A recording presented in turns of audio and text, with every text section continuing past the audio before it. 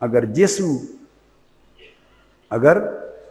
جسم جن چیزوں سے اللہ نے منع کیا، جن کاموں سے اللہ نے منع کیا، اگر جسم ان ممنوع چیزوں سے بچ گیا، محفوظ رہا، تو یہ تقویٰ ہے۔ جسم سے مراد آنکھیں ہیں۔ آنکھوں نے وہ کچھ نہ دیکھا جس کو دیکھنے سے اللہ نے منع کیا ہے، جس کا دیکھنا گناہ ہے، اگر آنکھوں نے وہ نہ دیکھا تو یہ تقویٰ ہے۔ زبان نے وہ کچھ نہ کہا جس کا کہنا گناہ ہے، یعنی جھوٹ نہ کہا، غیبت نہ کہی، چغلی نہ کہی، شکوہ نہ کیا، شکایت نہ کہی، برائی نہ کہی، ہر وہ بات جس کا کہنا گناہ ہے، اگر زبان اس سے بچ گئی، محفوظ رہی، تو یہ تقویٰ ہے زبان۔ منہ حرام سے اور پیٹ حرام سے بچ گیا تو یہ پیٹ کا تقویٰ ہے۔ ہاتھ غلط کام سے بچ گئے تو یہ ہاتھوں کا تقویٰ ہے۔ اب آپ سمجھے ہیں؟ پاؤں غلط سمت جانے سے بچ گئے تو یہ پاؤں کا تقویٰ، یعنی جسم اگر محفوظ رہا گناہ سے تو یہ تقویٰ ہے۔ ٹھیک ہے، سمجھ گئے بات؟ اور اس کے بعد اگر دل، نفس اگر جن چیزوں سے نفس انسان میں بری رغبتیں، بری خواہشیں، بری چاہتیں پیدا کرتا ہے، اگر نفس سب بری رغبتوں، بری چاہتوں، بری خواہشوں، بری شہوتوں سے نفس بچ گیا تو یہ ورع ہے۔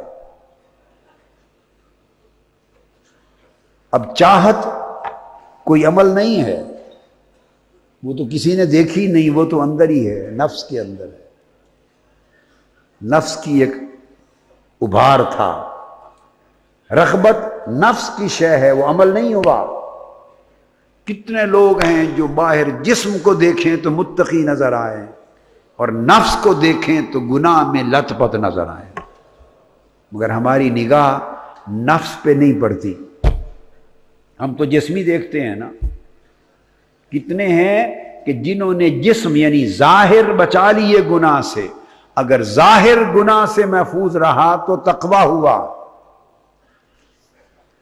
اور باطن یعنی نفس اگر گناہ کی چاہت سے محفوظ رہا تو ورع ہوئی، گناہ سے، بری چاہتوں سے، بری رغبتوں سے، بری طلب سے، بری شہوت سے، بری خواہش سے، برے دھیان سے نفس بچ گیا تو شخص صاحب ورع ہو گیا۔ اور اگر دل دنیا کی رغبت سے خالی ہو گیا، دل دنیا و ما فیہا، ما سوی اللہ سے اگر دل سارا صاف ہو گیا تو یہ زہد ہے۔ گناہ سے نہیں، زہد گناہ سے پاک ہونے کو نہیں کہتے، ظاہر کے گناہ سے پاک ہوئے تو تقویٰ ملا، باطن کے گناہ سے پاک ہوئے تو ورع ملی، باطن کے گناہ سے پاک ہوئے تو صاحب ورع ہو گئے۔ اور اگر ما سوی اللہ سے دل پاک ہو گیا، اللہ کے ہر غیر سے دل خالی ہو گیا تو زہد ہوا۔ کیا؟ زہد ہوا۔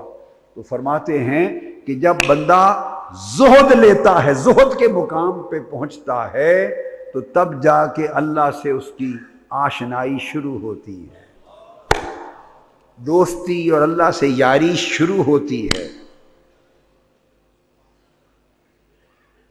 زہد سے پہلے، زہد سے شروع ہوتی ہے۔ تو فرمایا